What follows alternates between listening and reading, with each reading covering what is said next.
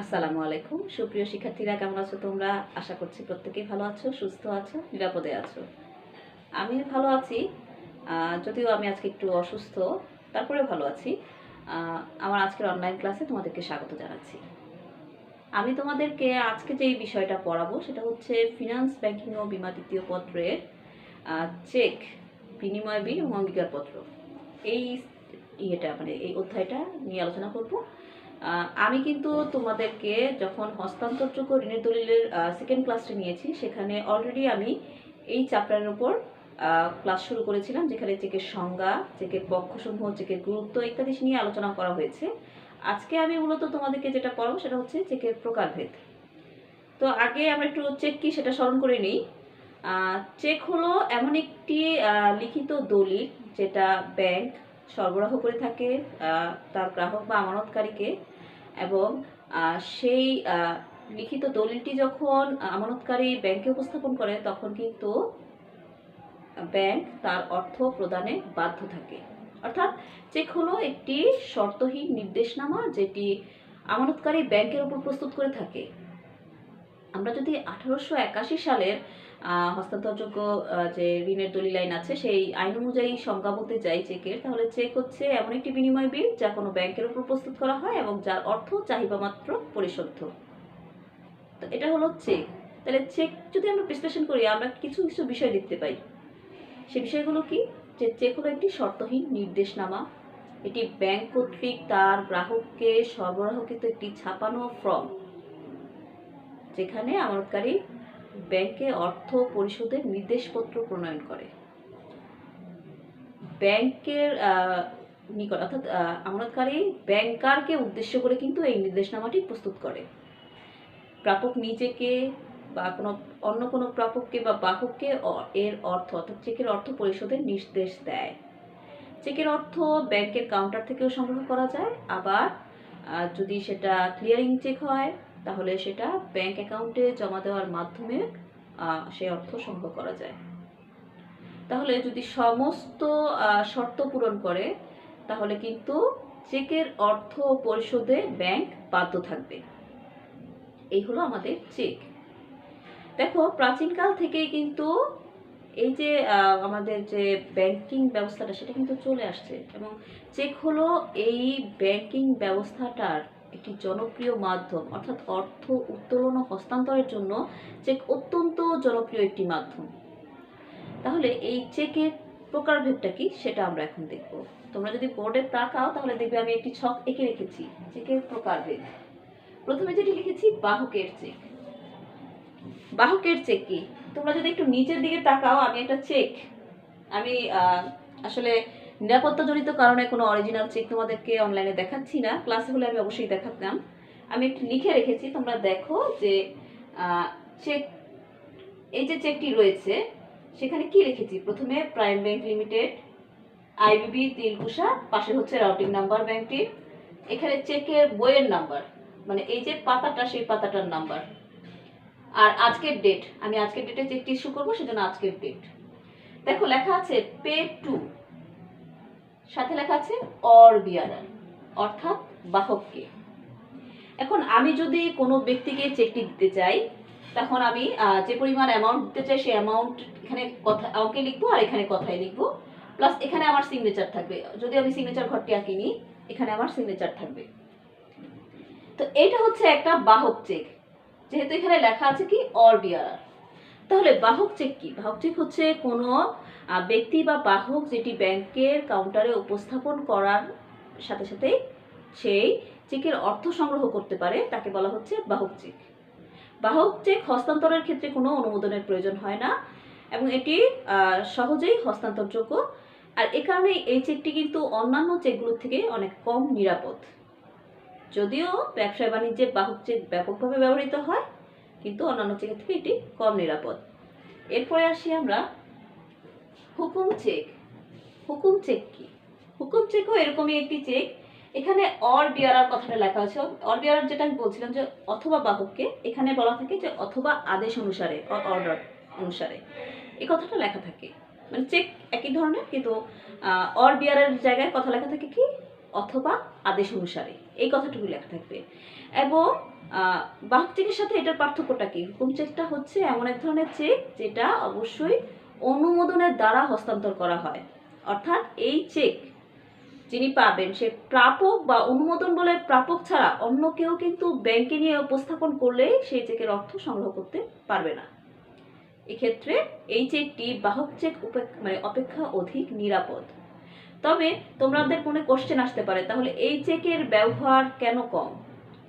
এই চেকের ব্যবহার এই কারণেই কম কারণ এটি হচ্ছে সহজে হস্তান্তর করা যায় না। বাহক চেক যেমন সহজেই হস্তান্তরযোগ্য, এটি কিন্তু হস্তান্তর সহজযোগ্য নয় বা সহজভাবে করা যায় না, কারণ এখানে অনুমোদনের প্রয়োজন হয়। শুধুমাত্র অনুমোদন বলে প্রাপকই এই চেকের প্রাপক বলে গণ্য হবে। সেজন্য যেহেতু এখানে বাহক চেকের মতো সহজে হস্তান্তরযোগ্য নয়, তাই এটির ব্যবহারও এখন অনেক কম। এরপরে আসি, এই যে বাহক চেক আর হুকুম চেক, এই দুইটা চেকে আরো নিরাপত্তা বৃদ্ধির জন্য যদি এই চেকের এই যে বাম কোণাটায়, ধরো এইখানে আমার একটা মার্কার নিয়ে নিচ্ছি আমি, তাহলে বুঝাতে সুবিধা হবে।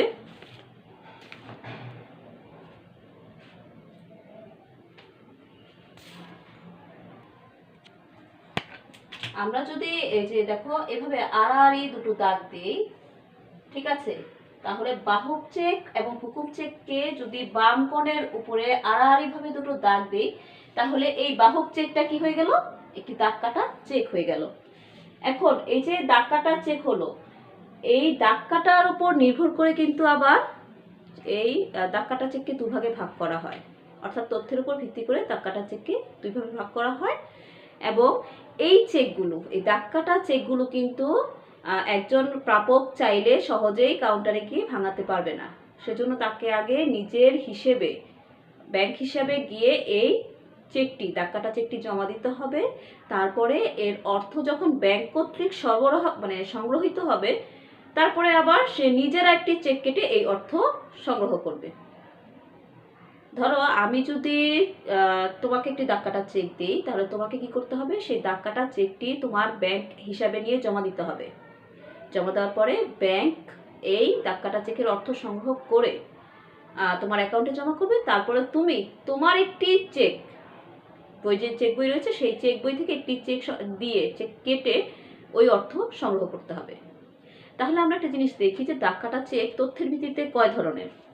দাগ কাটা চেক তথ্যের ভিত্তিতে দুই ধরনের, সাধারণ দাগ কাটা চেক, বিশেষভাবে দাগ কাটা চেক। সাধারণ দাগ কাটা চেক কাকে বলে? এই যে আমি দাগটা কেটে রেখেছি, ভিতরে কিছুই লিখিনি, তাই না? এটি একটি সাধারণ দাগ কাটা চেক। অর্থাৎ দাগ কাটা চেকের দুই দাগের ভিতরে যদি কোনো কথা লেখা না থাকে, অথবা অ্যান্ড কোং বা নট নেগোশিয়েবল এই শব্দগুলো লেখা থাকে, তখন তাকে সাধারণ দাগ কাটা চেক বলা হয়। এবং বিশেষভাবে খেয়াল করো যে এখানে কিন্তু ব্যাংক বা ব্যাংকের কোনো শাখার কথা উল্লেখ করা হয়নি। সাধারণ দাগ কাটা চেক ওই চেকগুলো, যে চেকগুলোর ভিতরে কোনো কিছু লেখা থাকবে না, বা যদি লেখা থাকেও সেখানে অ্যান্ড কোং বা নট নেগোশিয়েবল এ জাতীয় কথা লেখা থাকবে। এখানে ব্যাংকের বা ব্যাংকের কোনো শাখার নাম উল্লেখ থাকবে না। এই সাধারণ দাগ কাটা চেকগুলোকে, ধরো তুমি সাধারণ দাগ কাটা চেক পেয়েছো, তুমি কিন্তু তোমার যে কোনো ব্যাংক হিসেবে জমা দিয়ে এর অর্থ সংগ্রহ করতে পারবে। এবার আসি বিশেষভাবে দাগ কাটা চেক। বিশেষভাবে দাগ কাটা চেক হলে এখানে কি হতো জানো? ধরো এটা প্রাইম ব্যাংক লিমিটেড, আমি হয়তো লিখে দিলাম যমুনা ব্যাংক।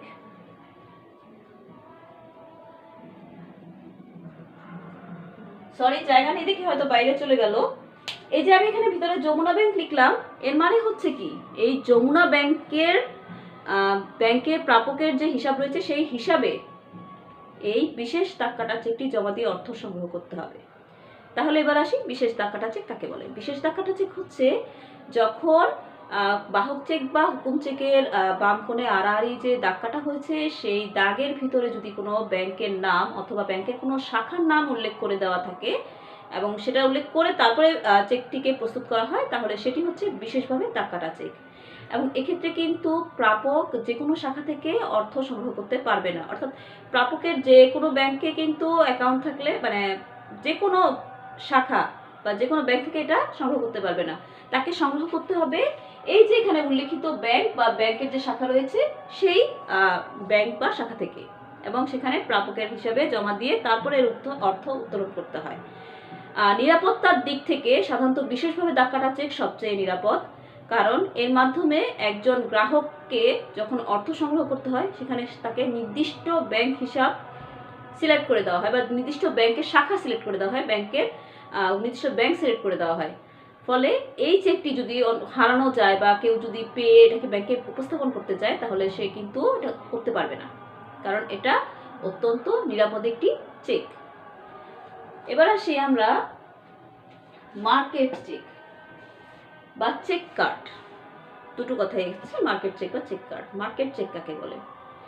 আসলে দেখো, বিভিন্ন ধরনের বড় বড় বিপণী বিতান বা বড় বড় নির্দিষ্ট কিছু দোকান রয়েছে যারা নগদে অর্থ গ্রহণ করার পাশাপাশি ইলেকট্রনিক উপায়ে কিন্তু অর্থ সংগ্রহ করে। এখন ইলেকট্রনিক উপায়টা কি? ইলেকট্রনিক উপায়টা হচ্ছে যে বিভিন্ন ধরনের কার্ড রয়েছে, যেমন মাস্টার কার্ড, ভিসা কার্ড, এই ধরনের কার্ডগুলো মাধ্যমে কিন্তু ওই বড় বড় বিপণী বিতান বা নির্দিষ্ট যে বড় বড় দোকানগুলো রয়েছে সেখানে ওই কার্ডগুলো দিয়ে কেনাকাটা করা যায়। এতে তোমাকে নগদ অর্থ বা চেক উপস্থাপন করতে হয় না, এবং যিনি বিক্রেতা তিনি কিন্তু এই কার্ডগুলো থেকে খুব দ্রুততার সাথে নিজের অ্যাকাউন্টকে ক্রেডিট এবং যিনি ক্রেতা তার অ্যাকাউন্টকে ডেবিট করতে পারেন। অর্থাৎ গ্রাহকের অ্যাকাউন্ট থেকে নিজের অ্যাকাউন্টে অর্থ জমা করে নিতে পারেন এবং খুব দ্রুততার সাথে কিন্তু কাজটি করতে পারেন। বাংলাদেশেও কিন্তু বিভিন্ন বেসরকারি ব্যাংক এই ধরনের সহায়তা দিয়ে থাকে। তোমরা যদি খালেকুজ্জামানের বই পড়ো তো সেখানে বলা হয়েছে যে বিভিন্ন ধরনের ব্যাংকের ডেবিট কার্ড, ক্রেডিট কার্ডের কথা, যদিও অন্য বইগুলোতে একদম স্পষ্টভাবে এই কথাটি বলা নেই। তবে বিশ্বের সবগুলো যে উন্নত দেশ রয়েছে সেই উন্নত দেশগুলোতে কিন্তু এই চেক কার্ড বা মার্কেট চেক ব্যাপকভাবে ব্যবহৃত হয়, এবং বাংলাদেশেও কিন্তু এই ব্যবস্থা রয়েছে বিভিন্ন বেসরকারি ব্যাংকের মাধ্যমে। তো যাই হোক, এবার আসি আমরা ভ্রমণকারী চেক। ভ্রমণকারী চেক কি? একজন ভ্রমণকারী যিনি বিদেশে গিয়ে অর্থ সংগ্রহ করতে আগ্রহী, তিনি দেশে যদি কোনো নির্দিষ্ট একটি ব্যাংকে গিয়ে নির্দিষ্ট পরিমাণ ফি এবং অর্থ জমা দিয়ে এই চেক সংগ্রহ করে থাকেন। এক্ষেত্রে ব্যাংক যে ব্যক্তিটি আগ্রহী বিদেশ যেতে এবং ভ্রমণকারী চেক সংগ্রহ করতে ইচ্ছুক তার কাছ থেকে টাকা গ্রহণ করে তাকে এই ভ্রমণকারী চেক ইস্যু করা হয়। এবং ভ্রমণকারী যখন বিদেশে ভ্রমণ করেন তখন সেই ইস্যুকারী ব্যাংকের বিভিন্ন শাখা বা তাদের কোনো প্রতিনিধির কাছ থেকে ওই চেকটি ভাঙিয়ে অর্থ সংগ্রহ করেন। এটাই হচ্ছে ভ্রমণকারী চেক। এটি কিন্তু আবার সাধারণ চেক না, ভ্রমণকারী চেক সম্পূর্ণ আলাদা। ঠিক আছে? আমরা এই যে হুকুম চেক, দাগ কাটা চেক, বিশেষভাবে দাগ কাটা চেক, যে চেকটি দেখাচ্ছি ভ্রমণকারী চেকটি আর ওই চেকের মধ্যে কিন্তু পার্থক্য রয়েছে। ঠিক আছে? এটি যেমন অর্থ পরিশোধের জন্য বা গ্রাহক নিজের অর্থ সংগ্রহের জন্য করে থাকেন, ওই ক্ষেত্রে কিন্তু শুধু ভ্রমণকারী ইস্যুকারী ব্যাংকের নিয়মটি কিন্তু আগেই টাকা জমা দিয়ে চেকটি সংগ্রহ করেন এবং পরে গিয়ে তাদের কোনো শাখা বা প্রতিনিধির কাছ থেকে অর্থ সংগ্রহ করেন। তো এটা হচ্ছে ভ্রমণকারী চেক। এরপরে আসি উপহার চেক।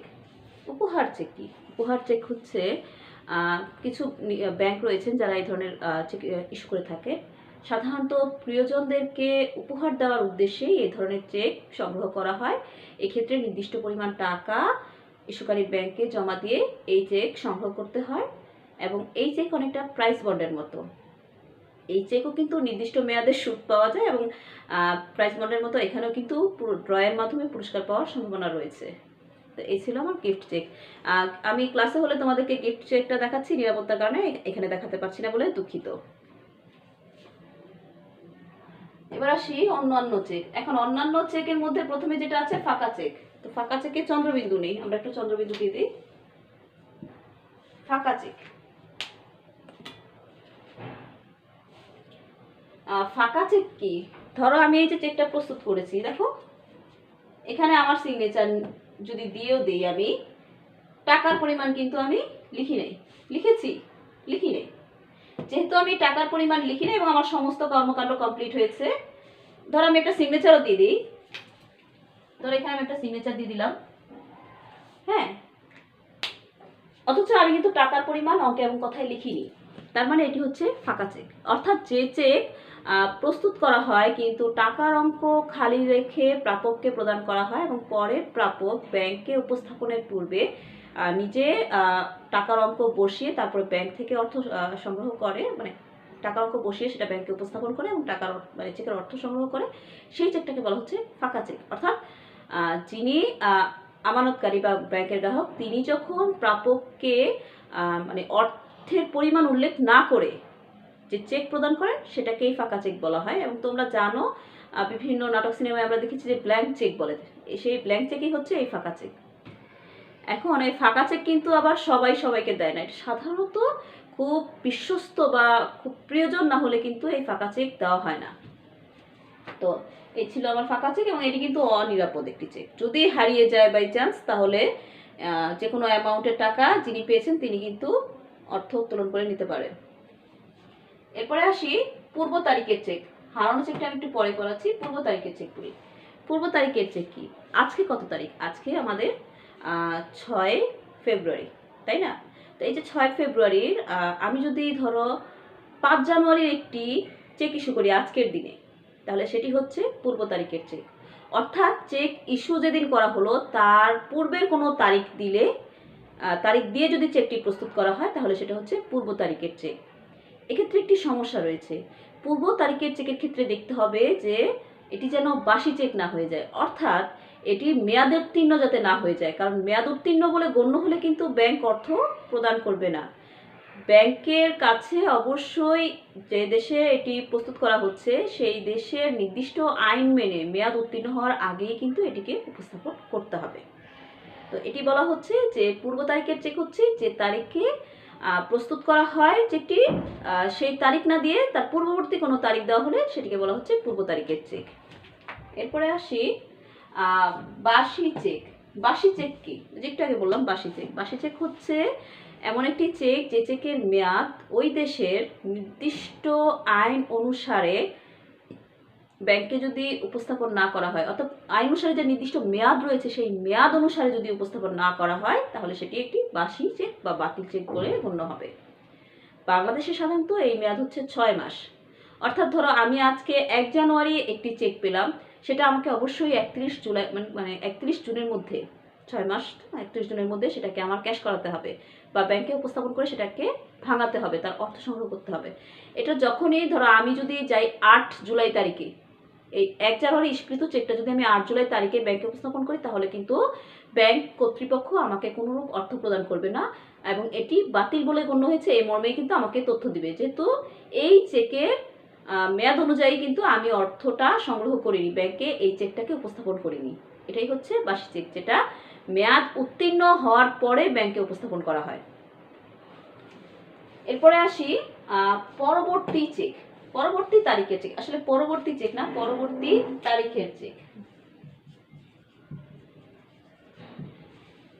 পরবর্তী তারিখের মতোই ধরো আজকে আমি 6 ফেব্রুয়ারি একটি চেক প্রস্তুত করছি এবং তারিখ দিচ্ছি ধরো আমি 10ই মে। তো আজকে 6 ফেব্রুয়ারি 10ই মে কিন্তু অনেক পরের ঘটনা, তাই না? তো এটাই বলা হচ্ছে যে আজকে তারিখে আমি চেক প্রস্তুত করার পরেও আমি তারিখ দিচ্ছি কিন্তু ভবিষ্যতের কোনো তারিখ। যদি এভাবে কোনো চেক প্রস্তুত করা হয় তাহলে সেটাকে বলা হয় পরবর্তী তারিখের চেক। এবং এই চেকের অর্থ কিন্তু এই যে আমি উদাহরণ যেটা দিলাম যে 10ই মে আমি ডেট দিয়েছি, 10ই মের আগে কিন্তু এই চেকের অর্থ সংগ্রহ করা যাবে না। ওই 10ই মে বা তারপরে গিয়ে এটি ব্যাংকে উপস্থাপন করে এর অর্থ সংগ্রহ করা যাবে। তাহলে পরবর্তী তারিখ কি? পরবর্তী তারিখ হচ্ছে যেদিন চেক প্রস্তুত করা হয় সেই তারিখের পরবর্তী কোনো দিনের তারিখ দিয়ে যে চেক প্রস্তুত করা হয় সেটিকে বলা হচ্ছে পরবর্তী তারিখের চেক। এরপরে আসি অনুমোদন প্রাপ্ত চেক।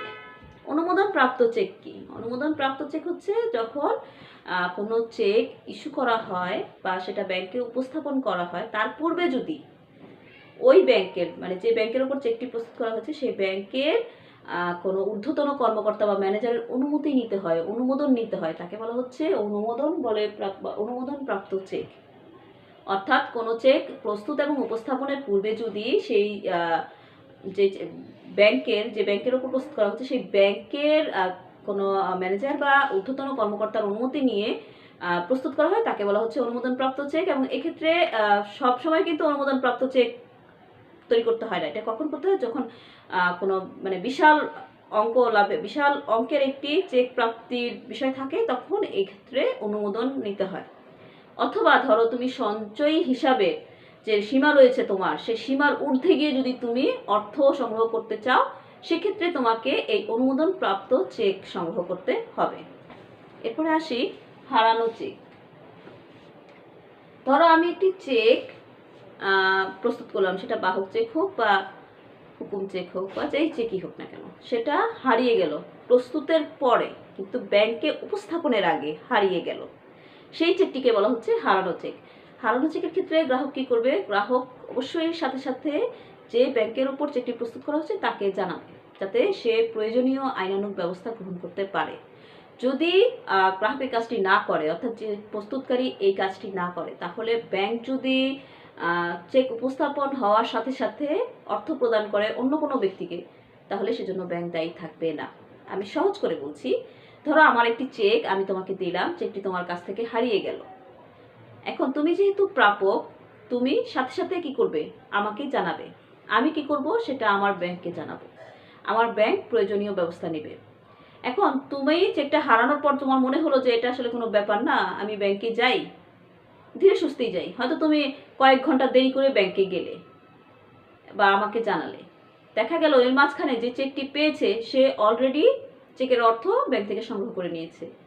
এক্ষেত্রে কিন্তু ব্যাংককে আমি বা তুমি কোনোভাবেই দায়ী করতে পারবো না অর্থ প্রদানের জন্য, কারণ এটির সাথে সাথে জানানোটাই বাঞ্ছনীয় ছিল, যেটা করা হয়নি। তো হারানো চেক হচ্ছে কি? হারানো চেক হচ্ছে প্রস্তুতের পর কিন্তু ব্যাংকে উপস্থাপনের পূর্বে যদি হারিয়ে যায়, সেই চেকটিকে বলা হচ্ছে হারানো চেক। বাহক চেক। দেখো আমি একটা চেক লিখে রেখেছি, যদিও চেকটা আগে ছিল, আমি মুছে আবার নতুন করে লিখলাম।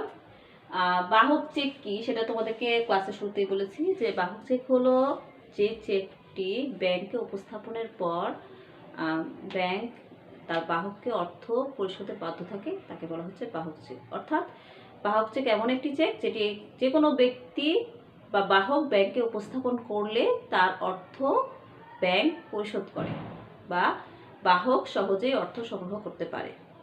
তো এক্ষেত্রে বাহক চেকের সাধারণত কি থাকে, যে এই শব্দটা বলা থাকে, যেমন আমি আগেও বলেছি তোমাদের যে পে টু মানে প্রাপকের নাম বা অর বিয়ারার কথাটা লেখা থাকে, অর্থাৎ অর বিয়ারার মানে এখানে অথবা বাহককে, এই কথাটি লেখা থাকে, এবং আর বাকি সবকিছু কমপ্লিট করে সাধারণত এটি একজন প্রাপককে দেওয়া হয়। তো দেখো এখানে একটি বিষয় হচ্ছে যে দ্য সাম অফ টাকা, তো অবশ্যই এখানে আমি কত টাকা দিতে চাই বা একজন চেক প্রস্তুতকারী কত টাকা দিতে চাই সেটা লিখবে, এবং এখানে কথাই লিখবে, সরি এখানে অঙ্কে লিখবে, এখানে কথাই লিখবে। দেখো পে টু প্রাপক, এখন প্রাপক যে কেউ হতে পারে, যে সে যে ব্যক্তি হবে তার নাম লিখলেও হবে, যদি তার নাম না লিখে তাও চলবে, আর যদি প্রাপক নিজে হয়, অর্থাৎ ধরো আমি একটি বাহক চেক প্রস্তুত করলাম, তাহলে আমি যদি চেকটি ব্যাংকে ভাঙাতে চাই, তাহলে সেক্ষেত্রে আমি কি লিখবো? সেলফ। যখন বাহক চেকে সেলফ শব্দটি লিখে থাকে, এর মানে হচ্ছে চেকদাতা নিজেই প্রাপক। ঠিক আছে? এখন এই যে বাহক চেক কিন্তু একটি অনিরাপদ চেক, যেটা আমি আগেও বলেছি, কারণ এই বাহক চেকটি যদি কোনো কারণে হারিয়ে যায় এবং এটি যিনি প্রাপক তার পরিবর্তে অন্য কোনো ব্যক্তির হাতে পড়ে, তাহলে সে কি করবে? সে সেই চেকটি অবশ্যই ব্যাংকে নিয়ে উপস্থাপন করবে এবং ব্যাংক থেকে সে অর্থ সংগ্রহ করতে পারবে। যদি ব্যাংক এক্ষেত্রে সন্দেহের কোনো প্রমাণ না পায়, অর্থাৎ চেকটি দেখে তাদের যথার্থ মনে হয়, তারা কিন্তু অর্থ প্রদান করবে, এবং এই অর্থ প্রদান করার ফলে ব্যাংক তো দায়ী হবে না, কারণ ব্যাংক তো চেকটির যথার্থতা দেখেছে যে হ্যাঁ এটি একটা বাহক চেক, এবং যিনি বাহক তিনি কিন্তু সেটি ব্যাংকে উপস্থাপন করে অর্থ সংগ্রহ করে নিয়েছেন। যেহেতু এই চেকগুলোতে প্রাপকের নাম যাই লিখে থাক না কেন, যিনি চেকটি জমা দিবেন তিনি বাহক এবং তিনি চেকটির অর্থ সংগ্রহ করতে পারবেন, এ কারণেই আসলে এই চেকটি অনিরাপদ একটি চেক।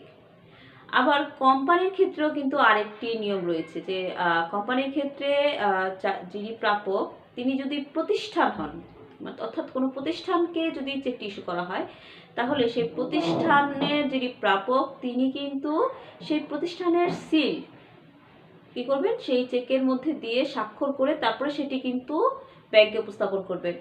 বাংলাদেশের যে প্রচলিত নীতি রয়েছে সেখানে কিন্তু একটা প্রতিষ্ঠান তার প্রাপ্ত চেক তার ব্যাংক হিসাবে জমা দিয়ে অর্থ সংগ্রহ করে, সরাসরি চেকটি কাউন্টারে জমা দেয় না, ব্যাংকের ক্যাশ কাউন্টারে জমা দিয়ে সংগ্রহ করে না, তারা তাদের ব্যাংক অ্যাকাউন্টে জমা দিয়ে অর্থটা সংগ্রহ করে। তো আমরা গ্রাহক চেক যে পড়ছিলাম তার নিশ্চয়ই কিছু বৈশিষ্ট্য রয়েছে। এখন এই চেকটি দেখি, চেকটির বৈশিষ্ট্য কি সেটা আমরা একটু সহজেই বুঝে নিব।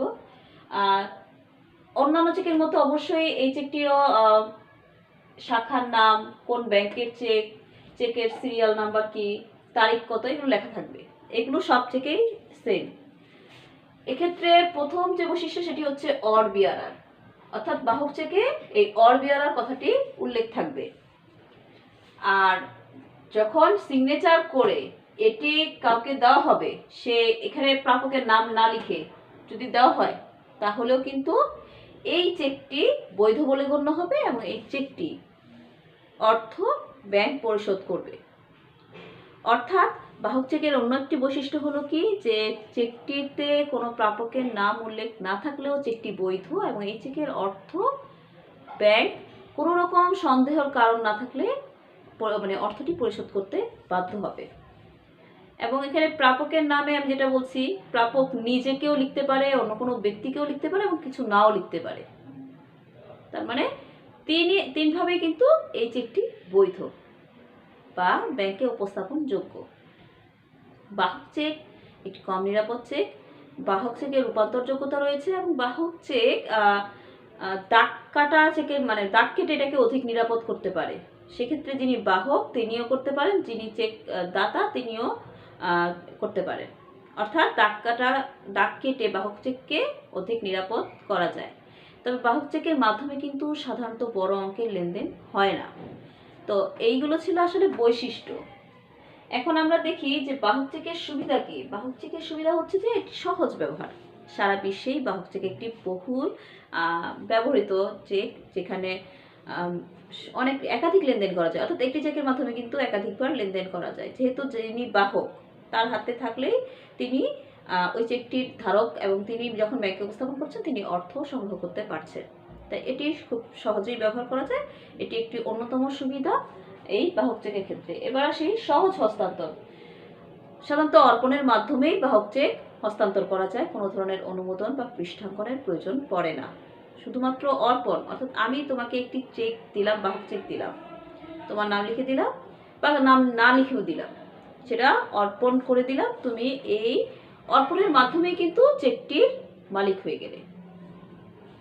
তো এটা হচ্ছে সহজ হস্তান্তর। এরপরে আসি ব্যাংকের সুবিধা। ব্যাংকের সুবিধা কি দেখো, বাহক চেক নিয়ে কিন্তু তাদের কোনো রকম ঝামেলা নেই। বাহক চেক এসেছে, তারা নমুনা স্বাক্ষর কার্ডে সংগৃহীত যে স্বাক্ষর রয়েছে চেক দাতা তার সাথে মিলাবে, দেখবে যে হ্যাঁ স্বাক্ষর ঠিক আছে, চেক দাতার অ্যাকাউন্টে যথেষ্ট পরিমাণ অ্যামাউন্ট আছে, ওকে, তাহলে এর অর্থ প্রদান করা যায়। তারা কিন্তু এই প্রাপকটি সেই প্রাপক কিনা যাকে দেওয়া হয়েছে চেকটি, এই বিষয়ে কিন্তু তারা কোনো খোঁজ খবর নেওয়ার দরকার পড়ে না আসলে। কারণ তারা দেখবে যে হ্যাঁ সিগনেচার ঠিক আছে কিনা, অ্যাকাউন্টে অর্থ আছে কিনা, চেকটি ব্যাংক কর্তৃক সরবরাহকৃত ছাপা ফর্মের চেক কিনা। যদি দেখে যে হ্যাঁ আইনানুগভাবে সমস্ত কিছু ঠিক আছে, তাহলে কিন্তু ব্যাংক এই চেকের অর্থ পরিশোধ করে দিবে। এ কারণেই এই ব্যাংকটির কিন্তু ঝামেলাপূর্ণ কাজ নয়, এটি খুব সহজে করে দিতে পারে। সাধারণত 2-3 মিনিটের মধ্যে কাজটি সম্পন্ন হয়ে যায়। সেজন্যই বলা হচ্ছে যে এটা ব্যাংকের সুবিধা, যে খুব সহজেই এই লেনদেনগুলো ব্যাংক করে থাকে এই চেকের মাধ্যমে। এরপরে আসি রূপান্তর যোগ্যতা। আমি কিছুক্ষণ আগে যেটি বলছিলাম তোমাদেরকে যে চেককে, বাহক চেককে দাগ কেটে দাগ কাটা চেকে রূপান্তর করা যায়। এটা খুব সহজেই করা যায়। যেটা তোমাদেরকে কিছুক্ষণ আগে আমি দেখেছিলাম যে জাস্ট এভাবে একটা দাগ দিয়ে দিলাম, এটা কিন্তু একটা দাগ কাটা চেকে পরিণত হলো। আমি এখানে লিখে দিলাম এন্ড কোম, ঠিক আছে, এটা একটা দাগ কাটা চেকে পরিণত হলো। অর্থাৎ রূপান্তর যোগ্যতা রয়েছে এই বাহক চেকের। এবার আসি অসুবিধা কি। সব তো সুবিধা দেখলাম, এবার অসুবিধাটা হচ্ছে কি দেখো, যে বাহক চেক কম নিরাপদ। কারণ তোমাকে যে চেকটি আমি দিয়েছি সেই চেকটি যদি হারিয়ে যায় এবং অন্য কোনো ব্যক্তি যদি সেই চেকটি পেয়ে দ্রুততম সময়ের মধ্যে ব্যাংকে উপস্থাপন করার মাধ্যমে অর্থ সংগ্রহ করে নেয়, সেক্ষেত্রে কিন্তু যিনি চেক দাতা এবং যিনি চেক গ্রহীতা তারা আসলে তেমন কিছু করতে পারে না, এবং এই জন্য ব্যাংকেও কিন্তু দায়ী করতে পারবে না। কারণ ব্যাংক তো তার যথার্থ নিয়ম মেনেই টাকাটা পরিশোধ করেছে, যেহেতু বাহক চেক, যিনি বাহক ছিলেন তাকেই অর্থটি পরিশোধ করা হয়েছে। এজন্যই বলা হচ্ছে যে বাহক চেক অত্যন্ত অনিরাপদ অন্যান্য চেকগুলোর তুলনায়। আরেকটি অসুবিধা কি, যে বড় লেনদেনে অনুপযুক্ত। যেহেতু এই চেকের বাহককে অর্থ প্রদান করা হয়, সেহেতু বড় অঙ্কের লেনদেনের ক্ষেত্রে কিন্তু এই চেকগুলো ব্যবহার করা হয় না। সাধারণত সীমিত আয়ের লোকজন বা চাকরিজীবী যারা ছোটো ছোটো অ্যামাউন্টে লেনদেন করে, তারাই এই চেকটি বেশি ব্যবহার করে থাকে। আর বড় অঙ্কের লেনদেনের ক্ষেত্রে সব ধরনের প্রতিষ্ঠান বা ব্যক্তি যারাই থাকে তারা কিন্তু দাগ কাটা চেকই ব্যবহার করে থাকে। তো এটাই বলা হচ্ছে যে বড় অঙ্কের লেনদেনে এই চেক আসলে অনুপযুক্ত, কারণ কোনো ব্যক্তি কিন্তু চায় না আসলে যে তাদের অর্থটা হারানো যাক বা চেকটা হারানো যাক, তাই না? সেজন্য বলা হচ্ছে যে বড় অঙ্কের লেনদেনে এই চেকটি অনুপযুক্ত। এরপরে দেখি হুকুম চেক। হুকুম চেক কি? হুকুম চেক খুব বেশি পরিশ্রম না। এই যে এখানে অর্ডিয়ার কথাটা লেখা হচ্ছে না, এখানে আমরা কি লিখবো? অর্ডার।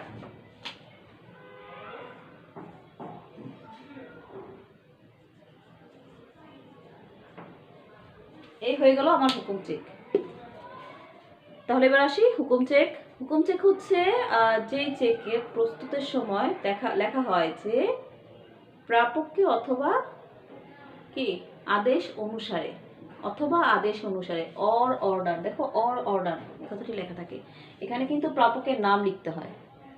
অর্থাৎ যে চেকটিতে প্রাপকের নাম লিখে অথবা আদেশ অনুসারে কথাটি লিখে প্রস্তুত করা হয়, সেই চেকটিকে বলা হচ্ছে হুকুম চেক। হুকুম চেকে অবশ্যই প্রাপকের নাম থাকবে অথবা তার অনুমোদনে বলে যে প্রাপক, তার কথা বলা থাকবে।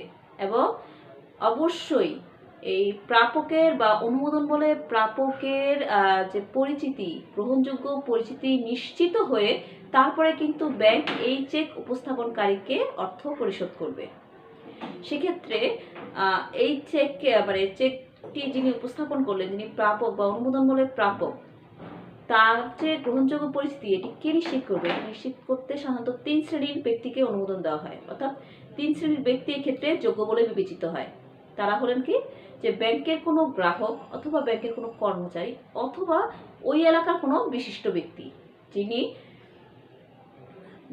যে ব্যক্তিটি হুকুম চেকটি বা অর্ডার চেকটি কি করেছে, ব্যাংকে উপস্থাপন করেছে, তার যে সই রয়েছে, সেই চেক দাতার যে সই রয়েছে, সেই সইটি ঠিক আছে কিনা এবং তার সইটি ঠিক আছে কিনা সেটি খেয়াল করবে।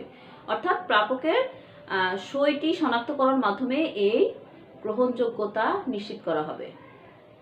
তো এখানে আরেকটি বিষয় হচ্ছে যে যখনই একজন প্রাপক অনুমোদন বলে অন্য কোনো ব্যক্তিকে প্রাপক বানাবেন, সেক্ষেত্রে তাকে হস্তান্তরের জন্য অবশ্যই কি করতে হবে? চেকের উল্টো পৃষ্ঠে একটি স্বাক্ষর দিতে হবে, প্রাপকের নাম উল্লেখপূর্বক স্বাক্ষর প্রদান করতে হবে, যেটিকে বলা হয় অনুমোদন বা পৃষ্ঠাঙ্কন। চেকের এটা তো চেকের সামনের পার্ট, এটা ঠিক পিছনের পার্টে জায়গা আছে লেখা, দুটো দাগের ভিতরে এটা লিখতে হয়। তো ওইখানেই আসলে স্বাক্ষর করে প্রাপকের নাম লিখে তারপরে এটাকে হস্তান্তর করা হয়, তখন এটা কিন্তু অনুমোদন বলে প্রাপক হয়ে যায় এবং তিনি তখন আবার এই চেকটিকে উপস্থাপন করেন এবং তার পরিস্থিতি নিশ্চিত হওয়ার পরে কিন্তু তাকে অর্থ প্রদান করা হয়। তো আদেশ অনুসারে বা হুকুম চেকের ক্ষেত্রে যে বৈশিষ্ট্যগুলো, সেই বৈশিষ্ট্যগুলোর প্রথম বৈশিষ্ট্য হচ্ছে এখানে চেকে অবশ্যই প্রাপকের নাম বা অথবা আদেশ অনুসারে এই কথাগুলোর উল্লেখ থাকবে। এবং এই চেকটি আসলে বাহক চেক থেকে অনেকটাই নিরাপদ, কারণ এখানে প্রাপকের নাম উল্লেখ করা হয়ে থাকে এবং যিনি প্রাপক তিনি আসলে এই অর্থ উত্তোলন করতে পারে। আর যখন প্রাপক বা অনুমোদন বলে প্রাপক অর্থ উপস্থাপনের জন্য চেক অর্থ সংগ্রহের জন্য চেকটি ব্যাংকে উপস্থাপন করে, তখন ব্যাংকে অবশ্যই কি করতে হয়? নিশ্চিত হতে হয় যে এই চেকের সত্তান্তর গ্রহীতা যিনি রয়েছেন তার জন্য এই সত্তান্তর যথার্থ কিনা। অর্থাৎ চেকটি যে প্রাপককে দেওয়া হলো, সেই প্রাপক এই চেকটির আসলেই মালিক হবেন কিনা সেটা কিন্তু দেখে দেওয়া হয়। আমি উদাহরণ দিয়ে বুঝাবো, তোমরা বুঝতে পারবে। তো আরেকটি বিষয় যেটি বলছিলাম, অবশ্যই তাদের গ্রহণযোগ্য পরিচিতি নিশ্চিত করার পরেই কিন্তু ব্যাংক যিনি প্রাপক বা অনুমোদন বলে প্রাপক তাদের অর্থ পরিশোধ করে থাকে। এই হুকুম চেকের আরেকটি বৈশিষ্ট্য কি, যে এখানে যখন অনুমোদন বলে প্রাপককে দেওয়া হয়, তার নাম লিখে সত্য মানে তাকে যে হস্তান্তর করা হচ্ছে সেটা লিখে কিন্তু মানে স্বাক্ষর করতে হয়। যিনি প্রাপক তিনি যখন অনুমোদন বলে অন্য কাউকে প্রাপক বানাচ্ছেন, তখন চেকের পিছনের পৃষ্ঠায় তিনি সিগনেচার করে এবং প্রাপকের নাম উল্লেখ করে কিন্তু সেটা তাকে প্রদান করছে। তো এটা গেল একটা বৈশিষ্ট্য। আর আগে যেটা বলছিলাম যে এই চেক বাহক চেক অপেক্ষা অধিক নিরাপদ। এবার আসি সুবিধার কি, দেখো অধিক নিরাপদ যে কথাটি বলছিলাম, যে এই চেকের ক্ষেত্রে সাধারণত যেহেতু প্রাপকের নাম লেখা থাকে, তাই তিনি ছাড়া অন্য কোনো ব্যক্তি বা অনুমোদন বলে প্রাপক ছাড়া অন্য কোনো ব্যক্তি যদি এটি উপস্থাপন করেন, তাহলে কিন্তু সে ব্যাংক থেকে অর্থ উত্তোলন করতে পারবে না এবং সেক্ষেত্রে আইনানুগ ব্যবস্থা ব্যাংক গ্রহণ করবে। আর ব্যাংক সবসময় কি করে, যখনই এ জাতীয় চেক ব্যাংকে উপস্থাপন হয়, তারা অবশ্যই দেখে যে সত্যান্তরটা যথার্থ কিনা, অর্থাৎ যাকে প্রদান করা হয়েছে তিনি এর যথার্থ মালিক কিনা। এরপরে আরেকটি সুবিধা যদি দেখি আমি, নির্দিষ্ট ব্যক্তির অর্থপ্রাপ্তির নিশ্চয়তা। বাহক চেকে যে বিষয়টা নেই, বাহক চেকে প্রাপকের নাম থাকুক বা না থাকুক, সেটি যিনি ব্যাংকে জমা দিচ্ছেন তিনি কিন্তু কি হচ্ছেন, এর মালিকানা লাভ করছেন, অর্থাৎ ওই চেকের অর্থ তিনি সংগ্রহ করতে পারছেন।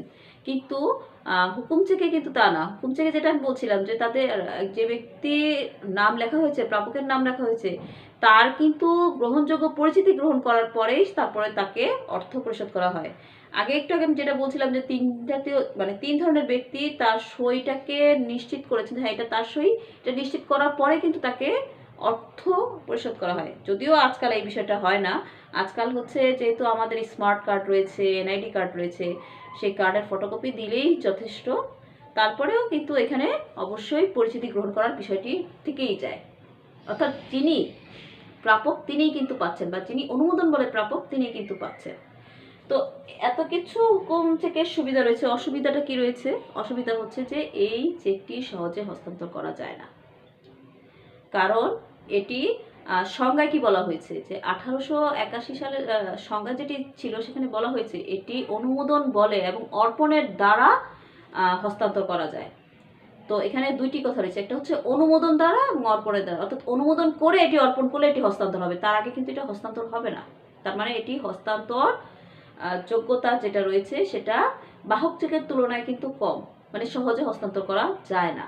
সহজে এই চেকের অর্থ সংগ্রহ করা যায় না, কারণ সহজে কেউ যদি উপস্থাপন করেও এবং সে যদি ওই চেকটির মালিক না হয়, তাহলে ব্যাংকে কিন্তু প্রচুর ঝামেলা পোহাতে হয়। সব কিছু জেনে আইনানুগ সে নিয়মকানুন রয়েছে সবগুলো পিছিয়ে পরীক্ষা করে তারপরে কিন্তু তারা প্রাপককে অর্থ প্রদান করে। কোনো ব্যক্তি যদি সেই চেকের প্রাপক না হয়, তাহলে তাকে কিন্তু ব্যাংক সেই অর্থ প্রদান করবে না। বা গ্রাহকদের ক্ষেত্রে কি, মানে প্রাপককে তাকেও কিন্তু নিজের পরিচিতি প্রদানের পরেই তাকে সেই মানে চেকের অর্থ সে সংগ্রহ করতে পারে, অর্থাৎ এখানে অর্থ সংগ্রহ সমস্যা। এবার আসি ব্যাংকের জন্য কিন্তু একটি সমস্যা রয়েছে। ব্যাংকের জন্য কি সমস্যা দেখো, এই হুকুম চেক যিনি চেকদাতা তিনি তো একজন প্রাপকের নাম উল্লেখ করে তাকে দিলেন। এখন চেকদাতার স্বাক্ষর, নমুনা স্বাক্ষর কিন্তু ব্যাংকে সংরক্ষিত রয়েছে, কিন্তু যিনি প্রাপক তিনি যদি অনুমোদন বলে অন্য কোনো ব্যক্তিকে এই চেকটি প্রদান করে, তার স্বাক্ষর তো ব্যাংকের কাছে নেই।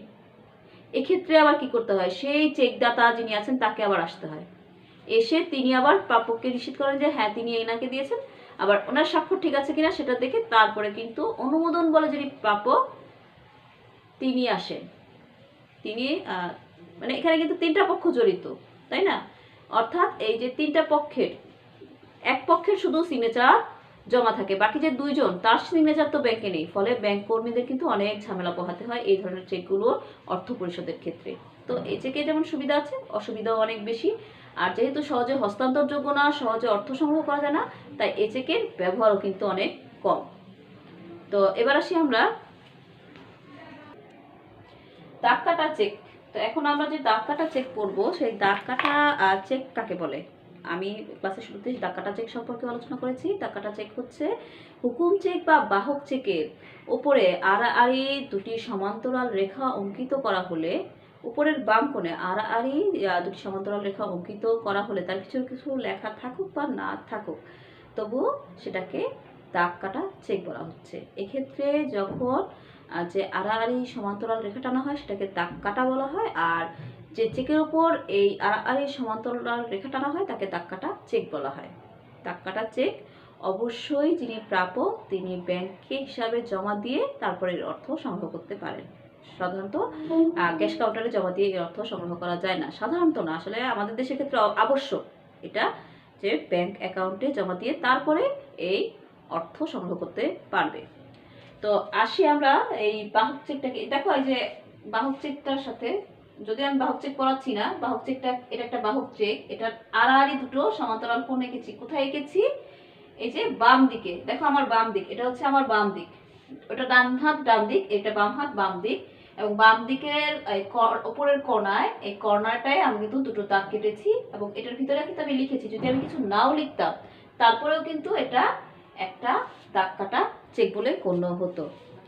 তো 1882 সালের যে বিনিময় বিল রয়েছে, বিনিময় বিল আইন রয়েছে, সেই বিনিময় বিল আইন অনুযায়ী দাগ কাটা চেক হচ্ছে যে চেকের ওপর দুটি সমান্তরাল রেখা অঙ্কিত করা হয়, এবং তার ভিতরে যদি অ্যান্ড কোম্পানি বা নট নেগোশিয়েবল কথাটি লেখা হয়, সেক্ষেত্রে এটি একটি সাধারণ দাগ কাটা চেক। আর যদি এই শব্দ দুটি সহ যদি কোনো ব্যাংক বা শাখার নাম উল্লেখ করা হয় তাহলে সেটাকে বিশেষভাবে দাগ কাটা চেক বলা হয়, যেটি তোমাদেরকে আমি একটু আগেই পড়িয়েছি, কিন্তু আসলে দাগ কাটা চেক, বিশেষভাবে দাগ কাটা চেক, সাধারণভাবে দাগ কাটা চেক সম্পর্কে, তাই আমি এখন আর ডিটেলসে এত বলছি না।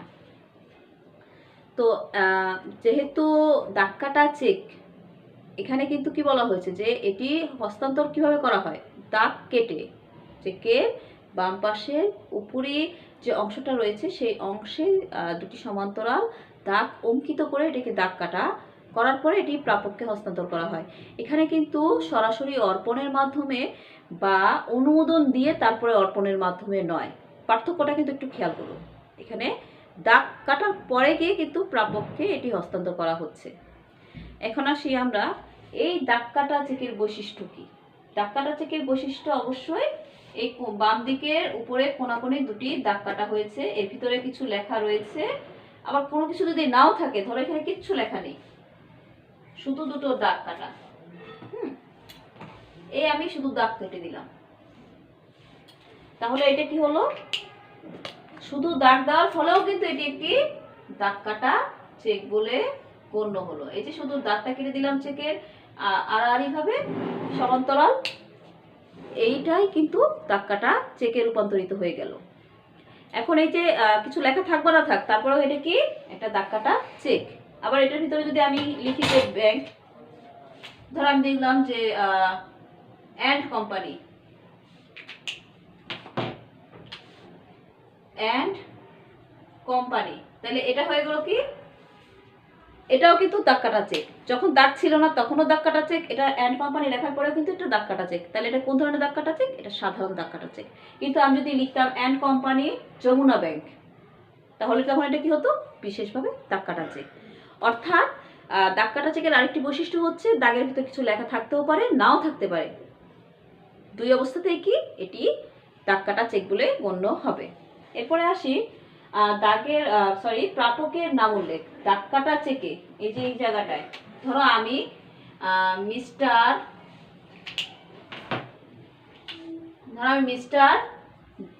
জেমস কে এই চেকটি ইস্যু করলাম, প্রাপকের নাম কিন্তু আমি উল্লেখ করে দিলাম। তিনি ছাড়া অন্য কোনো ব্যক্তি কিন্তু এই চেকটি ব্যাংকে উপস্থাপন করতে পারবে না, তার ব্যাংক হিসাবে জমা দিয়ে এই চেকের অর্থ সংগ্রহ করতে পারবে না। অর্থাৎ দাগ কাটা চেকে প্রাপকের নাম অবশ্যই উল্লেখ করতে হবে। এরপরে আসি হিসাবে জমাদান বাধ্যতামূলক। যেটি আমি বলছিলাম তোমাদেরকে যে দাগ কাটা চেকের অর্থ সংগ্রহের জন্য অবশ্যই কি করতে হয়, প্রাপককে তার ব্যাংক হিসাবে এই চেকটি জমা দিতে হয়। জমা দেওয়ার পরে ব্যাংক তার এই চেকের অর্থ ক্লিয়ারিং এর মাধ্যমে অর্থাৎ নিকাশ করার সাহায্যে এটাকে সংগ্রহ করার পরে গিয়ে এটি প্রাপকের হিসাবে জমা করা হয়, এই অর্থটিকে জমা করা হয়। জমা করার পরে গিয়ে প্রাপক আবার নিজের চেক বই থেকে একটি চেক নিয়ে সেই চেকটি আবার ব্যাংকের উপর প্রস্তুত করে এই চেকের এই যে দাগ কাটা চেক তার অর্থটা সংগ্রহ করতে পারে। অর্থাৎ সোজা কথা হচ্ছে যে প্রাপকের হিসাবে জমা দিয়ে তারপরে এর অর্থ সংগ্রহ করতে হয়। আর এই চেকটির প্রধান যে বৈশিষ্ট্য সেটি হচ্ছে এটি অধিক নিরাপদ। বাহক চেক, হুকুম চেক যে কোনো চেকের থেকে এটি অধিক নিরাপদ। অর্থাৎ এই চেকটি চুরি গেলে বা হারিয়ে গেলে অন্য কোনো ব্যক্তি যদি পায় তাহলেও সে কিন্তু এটি ব্যাংকে জমা দিয়ে অর্থ উত্তোলন করতে পারবে না বা অর্থ সংগ্রহ করতে পারবে না, কারণ একটি দাগ কাটা চেক শুধুমাত্র প্রাপক তার ব্যাংক হিসেবে জমা দিয়ে এইটির অর্থ সংগ্রহ করতে পারবে। দাগ কাটা চেককে কিন্তু সহজেই রূপান্তর করা যায়। ধরো এই যে আমি দাগ কেটে দিয়েছি, চেকটি আমি প্রস্তুত করেছি, এখানে আমার সিগনেচার, ধরো আমার সিগনেচার, আমি এটিকে কেটে দিলাম, এক টানে কেটে দিলাম, কেটে দিয়ে আমি আবার সিগনেচার করে দিলাম। তাহলে কি হলো, এই চেকটি এখন দাগবিহীন চেকে পরিণত হলো। অর্থাৎ দাগ কাটা চেককে আদেশটা বা চেক দাতা, মানে আমি যেহেতু চেকটি প্রস্তুত করেছি সেহেতু আমি, যিনি চেকটি প্রস্তুত করেছি, যিনি চেকটিতে দাগ দিয়েছি, তিনি দাগটিকে এক টানে কেটে দিয়ে নমুনা স্বাক্ষর প্রদান করলেই দাগটি কিন্তু, মানে এই দাগ কাটা চেকটি দাগবিহীন চেকে পরিণত হবে। আরেকটি বৈশিষ্ট্য হচ্ছে যে শ্রেণী বিভাগ। শ্রেণী বিভাগটা কি, যে আমি তোমাদেরকে বলেছিলাম যে এটার ভিতরে কিছু লেখা থাক বা না থাক, এটি তো অবশ্যই দাগ কাটা চেক। যদি এটার ভিতরে অ্যাড কোং, প্রাপকের হিসাব, নট নেগোশিয়েবল এই জাতীয় কথা থাকে তাহলে এটি সাধারণ দাগ কাটা চেক। আর যদি এখানে কোনো ব্যাংকের নাম উল্লেখ থাকে তাহলে সেটি হচ্ছে বিশেষভাবে দাগ কাটা চেক। অর্থাৎ এটি এই দাগ কাটা চেককে দুই ভাগে ভাগ করা যায় খুব সহজেই। এবার আসি এই দাগ কাটা চেকের সুবিধা কি। অবশ্যই অধিক নিরাপদ, যেটা বারবার বলছি, কখনো যদি এই দাগ কাটা চেক হারিয়ে যায় তাহলে যিনি পান না কেন তিনি যদি ব্যাংকে উপস্থাপন করেন সেই ব্যক্তি কিন্তু এই দাগ কাটা চেকের অর্থ উত্তোলন করতে পারবে না, সংগ্রহ করতে পারবে না। এটা শুধুমাত্র প্রাপক পারবে। তাই প্রাপক যখন এই ধরনের চেক হারিয়ে যায় ব্যাংকে জানালে ব্যাংক সাথে সাথে কিন্তু প্রয়োজনীয় ব্যবস্থা গ্রহণ করতে পারে। আরেকটি সুবিধা কি, আরেকটি সুবিধা হচ্ছে যে প্রাপকের অর্থলাভের নিশ্চয়তা। প্রাপকের হিসাবে এই অর্থ, মানে এই চেকের অর্থ অবশ্যই জমা হবে এবং তিনি এই চেকের অর্থ সংগ্রহ করতে পারবেন। একেবারে নিশ্চয়তা। দাগ কাটা চেক কিন্তু একটা নিশ্চয়তার প্রতীক, যেটা অধিক নিরাপদ। আমরা বারবার বলছি যে অধিক নিরাপদ, অধিক নিরাপদ। এর মাধ্যমেই কিন্তু এটা প্রকাশ পাচ্ছে যে যিনি এই চেকের প্রাপক তিনি কিন্তু, মানে এই চেকের অর্থ লাভে কোনো ধরনের সমস্যার সম্মুখীন হওয়ার কথা নয়, যদি না বিরূপ কোনো পরিস্থিতি থাকে, যদি চেক প্রত্যাখ্যাত না হয়। কিন্তু সাধারণ অবস্থায় কিন্তু অবশ্যই কি এই চেকের যে অর্থ সেটা এর প্রাপক পাবে। আরেকটি বৈশিষ্ট্য যদি বলি সেটি সুবিধা যদি বলি, যে এটি কিন্তু প্রতারণা এবং জালিয়াতি রোধ করা যায়। যেহেতু এই চেকটির অর্থ প্রাপক ব্যতীত অন্য কেউ তুলতে পারে না, আবার প্রাপকে কিন্তু নিজের হিসাবে জমা দিয়ে এটার অর্থ উত্তোলন করতে হয়, সেক্ষেত্রে এটি অবশ্যই প্রতারণা এবং জালিয়াতি রোধ, মানে মুক্ত, অনেকটাই প্রতারণা জালিয়াতি মুক্ত। তো যেহেতু প্রতারণা ও জালিয়াতি মুক্ত, তাহলে কি করা যায়, আরেকটি সুবিধা হচ্ছে অপরাধী শনাক্ত করা যায়। কোনোভাবে যদি দাগ কাটা চেক হারিয়ে যায় এবং সেটিকে ভাঙানোর জন্য কোনো ব্যক্তি ব্যাংকে উপস্থাপন করে এবং যিনি এই দাগ কাটা চেকের প্রাপক তিনি যদি ব্যাংকে আগে থেকেই খবরটা পাঠিয়ে দেন যে চেকটি হারানো গিয়েছে, তখন ব্যাংক কি করতে পারে, যিনি চেকটি নিয়ে ব্যাংকে এসেছেন তাকে কিন্তু শনাক্ত করতে পারে। ফলে মানে অপরাধীকে এখানে ধরা যায় যে কে আসলে এই চেকটি করেছেন, এবং তিনি সেটা পুলিশকে না দিয়ে বা ব্যাংককে এই বিষয়ে অবহিত না করে তিনি সেটার অর্থ সংগ্রহের চেষ্টা করেছেন, তার মানে এখানে তিনি অপরাধী, তাকে কিন্তু সহজেই শনাক্ত করা যায়। আরেকটি সুবিধা হচ্ছে যে বড় অঙ্কের লেনদেনে অবশ্যই দাগ কাটা চেক খুবই জনপ্রিয়, কারণ এখানে যেহেতু অর্থ হারানোর কোনো সম্ভাবনা নেই, অর্থ মানে ঝুঁকি নেই, লেনদেনের ক্ষেত্রে যেহেতু ঝুঁকি নেই সেহেতু বড় অঙ্কের লেনদেনে দাগ কাটা চেক ব্যবহার করা হয় এবং এক্ষেত্রে এটি খুবই জনপ্রিয়। আর একটি সুবিধা যদি আমি বলি যে ঋণ আমানত সৃষ্টি। যেহেতু একটি দাগ কাটা চেক ব্যাংকের নিকট জমা দিতে হতো, ব্যাংকে প্রাপকের হিসাবে জমা দিয়ে এটির অর্থ সংগ্রহ করতে হয়, সেহেতু ব্যাংকের কিন্তু একটি সুযোগ থাকে ঋণ আমানত সৃষ্টি করার। যেহেতু ঋণ আমানত নিয়ে কিন্তু আমি তোমাদের অলরেডি ক্লাস নিয়েছি, আমার মনে হচ্ছে এই বিষয়ে আর বোঝানোর কিছু নেই, তোমরা সেই ক্লাসটা দেখলেই বুঝতে পারবে। আর ব্যাংকের যে ব্যাংকে উপস্থাপিত যে দাগ কাটা চেকটি রয়েছে সেটি কিন্তু প্রয়োজনে, যদি কোনো প্রয়োজনে আদালতে উপস্থাপন করা হয় তাহলে এই দাগ কাটা চেককে কিন্তু প্রামাণ্য দলিল হিসেবেও ব্যবহার করা যাবে। তো এই ছিল আমাদের সুবিধাগুলো। এবার কিছু অসুবিধাও দেখি, সব তো সুবিধা থাকবে না, কিছু অসুবিধা অবশ্যই থাকবে। তেমন একটি অসুবিধা হচ্ছে যে এটি মানে দাগ কাটা চেকের অর্থ নগদে উত্তোলন করা যায় না। ধরো তোমার খুব ইমার্জেন্সি, তোমার আজকে এটা নগদে অর্থ উত্তোলন করতে হবে, তুমি কিন্তু সাথে সাথে ক্যাশ কাউন্টারে জমা দিয়ে এই চেকের অর্থ নগদে উত্তোলন করতে পারবে না। তোমাকে তোমার ব্যাংক হিসাবে জমা দিয়ে তারপরে এর অর্থ সংগ্রহ করতে হবে। তো এটা হচ্ছে প্রধান অসুবিধা। আরেকটি অসুবিধা হচ্ছে হস্তান্তর যোগ্যতা নাই, অর্থাৎ অহস্তান্তরযোগ্য। কিভাবে দেখো, দাগ কাটা চেক তুমি যদি কাউকে দাও, তোমাকে হয়তো চেকদাতা তোমাকে দিয়েছে, তুমি প্রাপক, কিন্তু তুমি অন্য কাউকে দিলেও সে কিন্তু এই চেকের অর্থ সংগ্রহ করতে পারবে না। এটা হচ্ছে হস্তান্তর অযোগ্যতা।